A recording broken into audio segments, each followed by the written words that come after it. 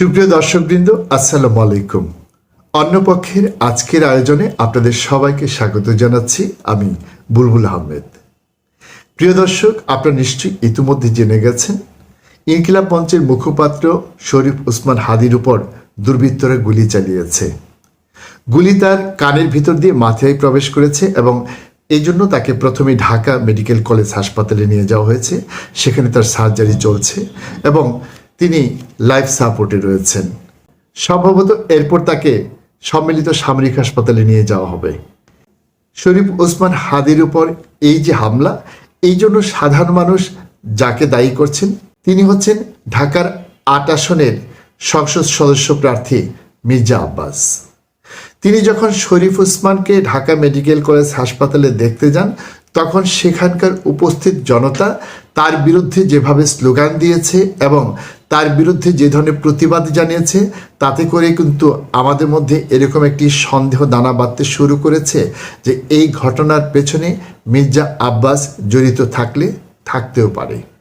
প্রিয় দর্শক, আসুন সেই দৃশ্যটুকু আমরা একটু দেখে আসি।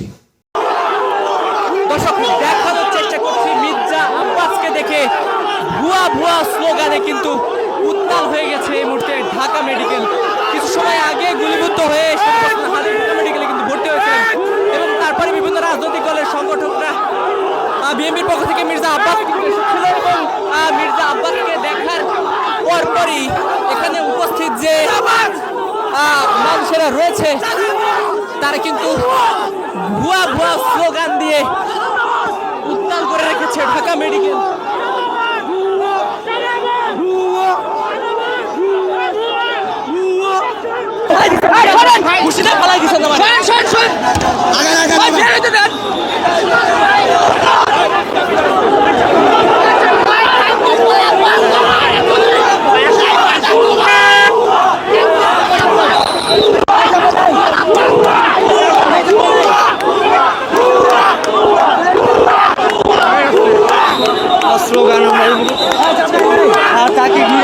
দেখছেন মির্জা আব্বাসের গাড়ি কিন্তু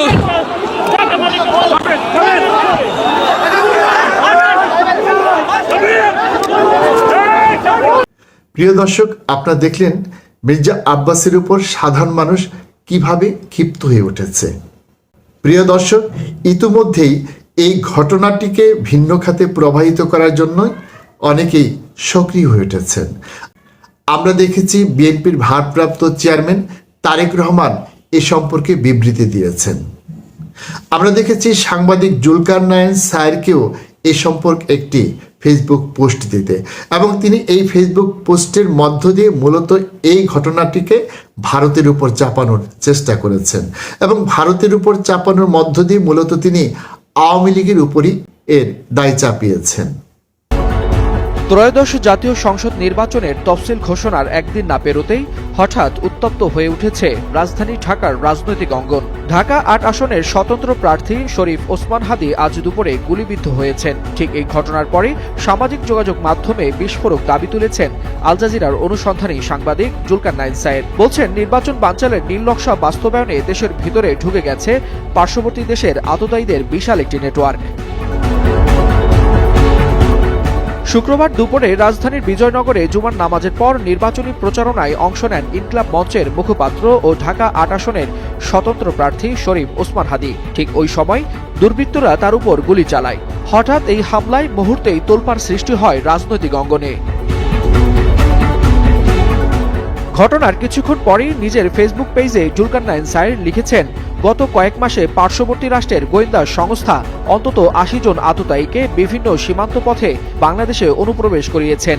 তাদের টার্গেট নির্বাচনে অংশ নেয়া বিভিন্ন প্রার্থী, জনপ্রিয় রাজনৈতিক ব্যক্তিত্ব ও কেন্দ্রীয় নেতারা। ফেসবুক পোস্টে জুলকারনাইন দাবি করেন, আন্ডারওয়ার্ল্ডের সদস্য, কুষ্টিয়া মেহেরপুর অঞ্চলের চরমপন্থী গ্রুপ এবং সুব্রত বাইনের মতো পলাতক অপরাধীরা একত্রিত হয়ে নির্বাচনের আগেই বড় ধরনের সহিংসতার পরিকল্পনা করছে। আর এদের সাথে যুক্ত হচ্ছেন সন্ত্রাসী লেদার লিটন, পিচ্চি হেলাল, গণমুক্তি ফৌজের মুকুল সহ আরো বেশ কয়েকজন। প্রিয় দর্শক, আপনারা জানেন যারা ক্রাইম করেন তারা কিন্তু সবসময় চেষ্টা করেন মানুষের দৃষ্টি অন্যদিকে ঘুরিয়ে দিতে। এই ক্ষেত্রে জুলকারনাইন স্যার যদি বিএনপির পক্ষ হয়ে ঠিক এ ধরনের একটি কাজ করে থাকেন তাহলে কিন্তু আমরা মোটেই অবাক হব না। প্রিয় দর্শক, এই ধরনের লক্ষণ কিন্তু আমরা আগে থেকে দেখে আসছি যে মানুষ যখন কোনো অপরাধ করে তখন যাতে অপরাধীর দিকে তার দৃষ্টি নিবদ্ধ না হয়, এই জন্য ভিন্ন কিছু ঘটনার জন্ম দেন যাতে করে সবার দৃষ্টি অন্যদিকে সরে যায়। ঠিক একই রকম ঘটনা ঘটেছে শরীফ ওসমান হাদির ক্ষেত্রেও। তাকে দীর্ঘদিন থেকে এক ধরনের হুমকি দেওয়া হচ্ছিল এবং এই হুমকি দেওয়ার পেছনে যারা কাজ করছিল তারা হয়তো নিজেদের পরিচয় আড়াল করে অন্যের উপর দোষ চাপাতে সেক্ষেত্রে ছাত্রলীগের পরিচয় ব্যবহার করেছিল। প্রিয় দর্শক, এক্ষেত্রে শরীফ ওসমান হাদির একজন সহকর্মী কি বলছেন আসুন তা আমরা একটু শুনে আসি। ছাত্রলীগ বলেন বা কুত্তা লীগ বলেন, ওইখান থেকে ভাইকে কল দেওয়া হয়েছে, কল দিয়ে এর আগেও থ্রেড দেওয়া হয়েছে, হুমকি ধমকি দেওয়া হয়েছে। ভাই কিন্তু এটা প্রচার করছে নিউজের মাধ্যমে হোক কিংবা তার ফেসবুক ভেরিফাইড পেজের মাধ্যমে হোক। আপনাদেরকে জানানো হয়েছে যে ভাইয়ের ফ্যামিলি সহ ভাইকেও হুমকি দেওয়া হয়েছে।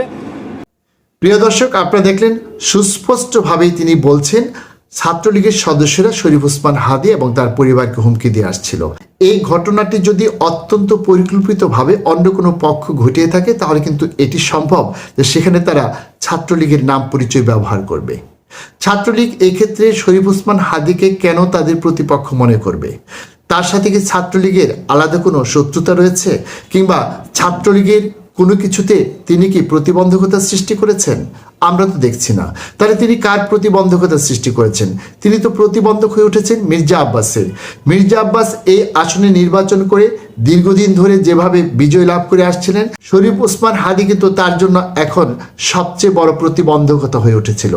কেবল মির্জা আব্বাস নয়, তার মতো যারা পেশি শক্তি এবং অর্থের জোরে নির্বাচনে জিতে আসেন, শরীফ ওসমান হাদির সেই স্ট্রাকচার ভেঙে দিয়ে অর্থ ছাড়া এবং পেশি শক্তি ছাড়াও যে নির্বাচনে জয়লাভ করা যায় সেরকম একটি ক্ষেত্র প্রস্তুত করেছিলেন। এবং এই কারণেই মির্জা আব্বাসের জন্য জরুরি হয়ে পড়েছিল তার পদ থেকে শরীফ ওসমান হাদিকে কৌশলে সরিয়ে দেওয়া। সম্ভবত এই ঘটনার মধ্য দিয়ে তিনি সেটিই করেছেন এবং সেটি করে লোক দেখানোর জন্য তিনি সবার আগে তড়িঘড়ি করে ঢাকা মেডিকেল কলেজে ছুটে গিয়েছেন এবং তার এই ছুটে যাওয়ার বিষয়টি যে সাধারণ মানুষ বুঝতে পেরেছে তা কিন্তু তাদের প্রতিক্রিয়া থেকেই আমরা দেখতে পাচ্ছি।